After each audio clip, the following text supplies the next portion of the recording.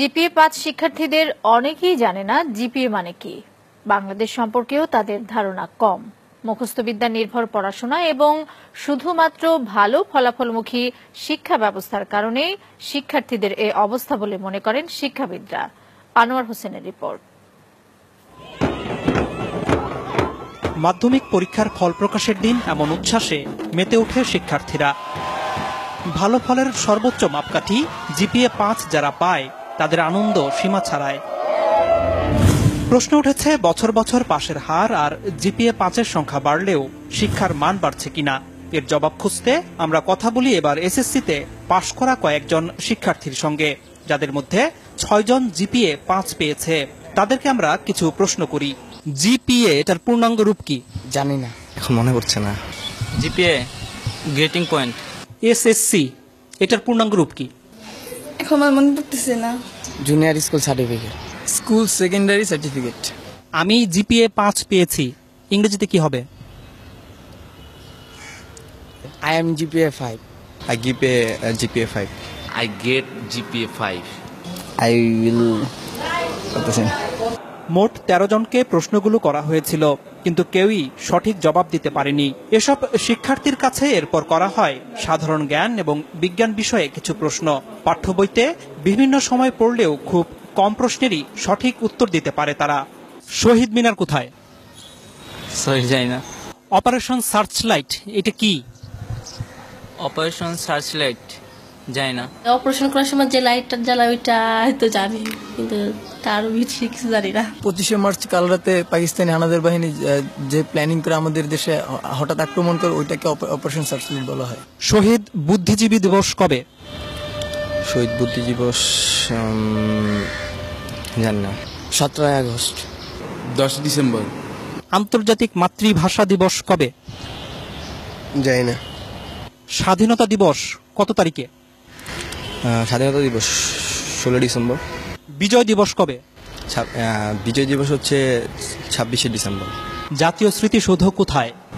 জাতীয় স্মৃতিসৌধ হচ্ছে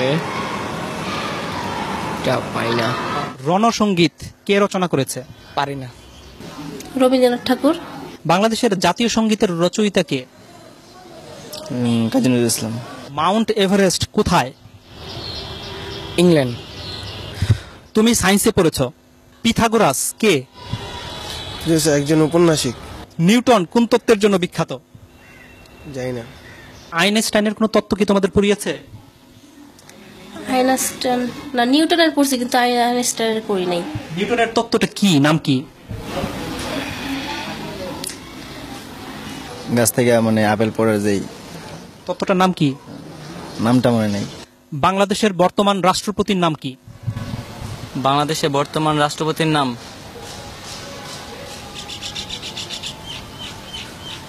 জানি না। রাষ্ট্রপতির নাম হচ্ছে মুক্তিযুদ্ধের সময় বাংলাদেশকে কয়টি সেক্টরে ভাগ করা হয়েছিল?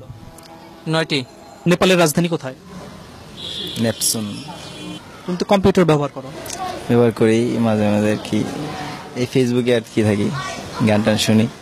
হার্ডওয়্যার এবং সফটওয়্যার এটার মানে বুঝো?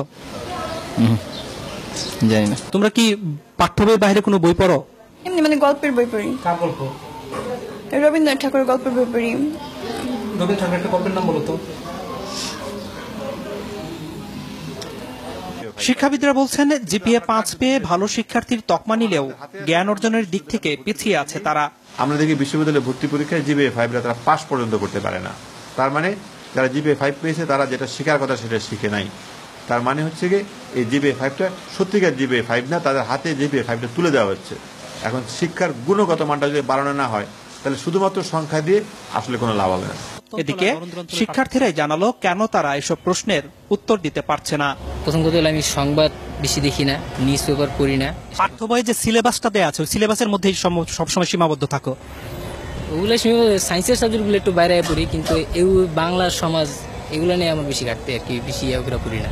তবে শিক্ষাবিদরা মনে করেন দেশের সাহিত্য ইতিহাস সম্পর্কেও জ্ঞান থাকতে হবে শিক্ষার্থীদের। বিজ্ঞান বাণিজ্য মানবিক বিভাগের মধ্যে তো আলাদা করা যাবে না। এটা এই দেশের যদি নাগরিক হিসাবে তারা বড় হয়, তাহলে তো এগুলো জানতে হবে।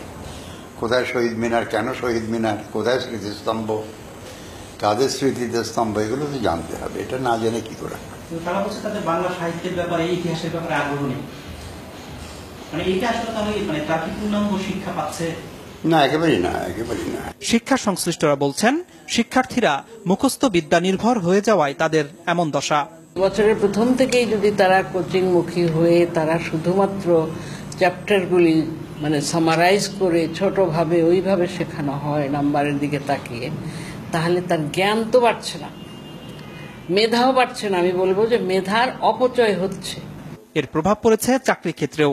চাকরিদাতাদের অভিজ্ঞতা বলছে যেসব শিক্ষার্থী ভালো ফলাফল করেছে তাদের একটি বড় অংশই ইন্টারভিউ বোর্ডে ভালো করছে না। ট্রাফিক জ্যাম নিয়ে কিছু একটা লিখতে বললাম, বা এখন হয়তো ওয়ার্ল্ডে কোনো একটা ইভেন্টস হচ্ছে, সে কোনো একটা খেলা টুর্নামেন্ট চলছে, বলি যে এটার উপরে লেখেন, যা মনে হয় আপনি বাংলায় লেখেন, ইংলিশে লেখেন। উদ্দেশ্যটা থাকে হচ্ছে তার সেন্টেন্স মেকিংটা দেখা, থিঙ্কিং প্রসেসটা কি এটা যাচ করা, অ্যাটিটিউডটা দেখা।